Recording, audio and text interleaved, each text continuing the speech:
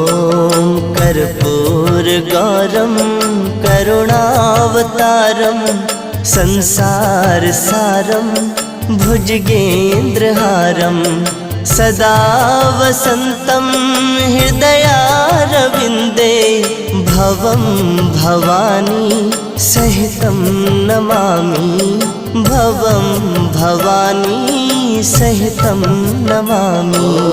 कर्पूरगौरं करुणावतारं संसारसारं